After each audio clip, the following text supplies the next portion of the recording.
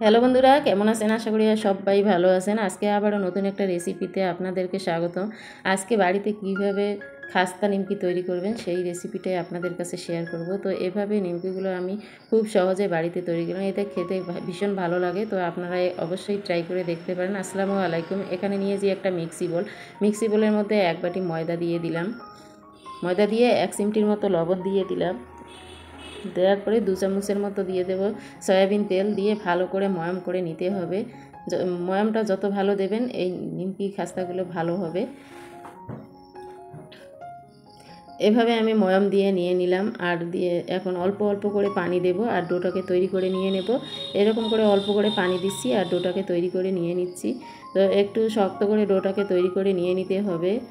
এভাবে আমি শক্ত করে ডোটা তৈরি করে নিয়ে নিলাম আর 15 মিনিটের জন্য ঢাকা দিয়ে রেখে দিলাম। এখন কিন্তু 15 মিনিট হয়ে গেছে। ঢাকনা খুলে এটাকে আবারও ভালো করে মেখে নিতে হবে, একটু সফট করে নিতে হবে। তো একটা লম্বা ডোয়ের মতো শেপ দিয়ে নিয়েছি। নেওয়ার পরে এখন এটাকে উপর থেকে একটু ময়দা ছিটিয়ে দিয়ে হাত দিয়ে এটাকে চেপে চেপে একটু চ্যাপটা করে নিতে হবে। তো হাত দিয়ে এভাবে চ্যাপটা করে নিয়ে নিলাম। এখন বেলনার সাহায্যে এটাকে বেলে নেব, একদম চারকোনা করে লম্বা টাইপের করে নিতে হবে। এভাবে চারকোনা দুই দিকে বেলে নিয়ে একটু লম্বা টাইপের করে নিতে হবে। তো এখন দেখো আমি লম্বা টাইপের চারকোনা করে নিয়েছি আর একটা স্কেলের সাহায্যে এটাকে কেটে নেব। স্কেল দিয়ে কাটলে এটা চারদিকটা খুব সুন্দরভাবে কাটা হয়ে যায় আর শেপটা ভালো আসে, সেজন্য স্কেল দিয়ে আমি কেটে নিলাম। তো দেখুন কত সুন্দরভাবে শেপ দিয়ে নিয়েছি। আর এখন মাঝখান থেকে কেটে নেব, আবারও স্কেলটা বসিয়ে লম্বা করে কেটে নিচ্ছি। তো এইভাবে আমি স্কেল বসিয়ে কেটে নিলাম লম্বা করে কাটার পর এখন আমি এটাকে 3টি ভাগে ভাগ করে নেব। আবারও স্কেল বসিয়ে আমি এইভাবে 3টি ভাগে ভাগ করে নিয়ে নিচ্ছি। এভাবে আমি কেটে নিলাম 3টি ভাগ করার পরে এখন আমি এগুলো এক সাইডে তুলে তুলে রেখে দিচ্ছি। আর একদম পাতলা করে নিয়েছি, পাতলা করে অবশ্যই নিতে হবে, তবে খাস্তাগুলো ভালো হবে।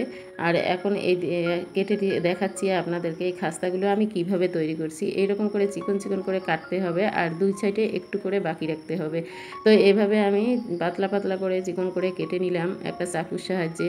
সম্পূর্ণটাকে এভাবে কেটে নিয়েছি। আর এদিকে একটা বাটিতে আমি পানি নিয়ে নিলাম আর আঙুল ডুবিয়ে ডুবিয়ে এটাকে পানিগুলো সাইডগুলোতে লাগিয়ে নিতে হবে। তো এভাবে আমি সাইডগুলোতে পানি লাগিয়ে নিলাম, নিয়ে এখন দুভাজে ভাঁজ করে নিতে হবে। দুই দিকটা এভাবে ভাঁজ করে নিয়ে নিলাম। নেওয়ার পরে আবারও একটু আঙুল দিয়ে চেপে চেপে এটাকে জয়েন করে নিতে হবে। নেওয়ার পরে আঙুল দিয়ে আবারও পানি লাগিয়ে দেব। তো এই দুই সাইডে একটু টেনে লম্বা করে নিয়ে দুই সাইডে আমি পানি লাগিয়ে নিলাম। এভাবে এখন ভাঁজ করে গোল গোল করে ভাঁজ করে নিতে হবে, তবে খাস্তাগুলো দেখতে সুন্দর হবে। উল্টে দিয়ে আবারও এই সাইডটা এইভাবে ভাঁজ করে নিতে হবে। তো এই দুই দিকটা এইভাবে ভাঁজ করে নিয়ে নিলাম। নেওয়ার পরে দেখুন শেপটা কত সুন্দর এসেছে। এইভাবে একে একে সবগুলো খাস্তা আমি রেডি করে নিয়ে নেব। একে একে সবগুলো খাস্তা কিন্তু এভাবে আমি রেডি করে নিয়ে নিলাম।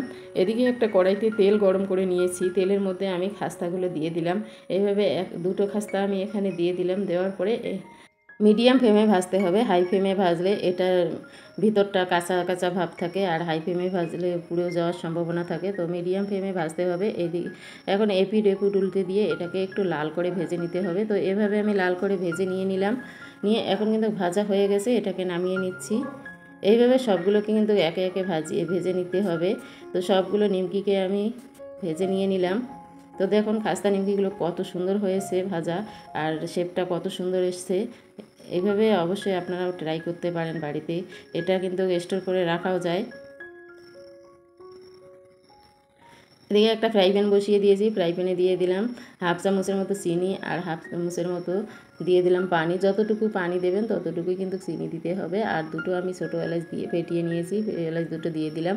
দেওয়ার পরে এখন এটাকে মিক্সড করে নিতে হবে। যতক্ষণ না চিনিটা গলে যায় ততক্ষণ মিক্সড করে নিয়ে নেব। আর একটু এখন চিনির শিরাটা হয়ে গেছে, একটু তার ভাব আছে। এখন নামিয়ে নিচ্ছি চিনির শিরাটা। এদিকে চিনির শিরাটা নামিয়ে নেওয়া হয়ে গেছে আর একটা আমি খাস্তা নিমকি এখানে দিয়ে দিচ্ছি।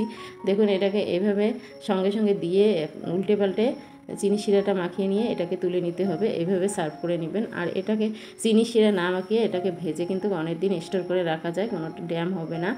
আর এটা কতটা মুসমুসে হয়েছে আপনাদেরকে ভেঙে দেখাচ্ছি। আমার রেসিপিটা যদি ভালো লাগে লাইক শেয়ার সাবস্ক্রাইব অবশ্যই করবেন।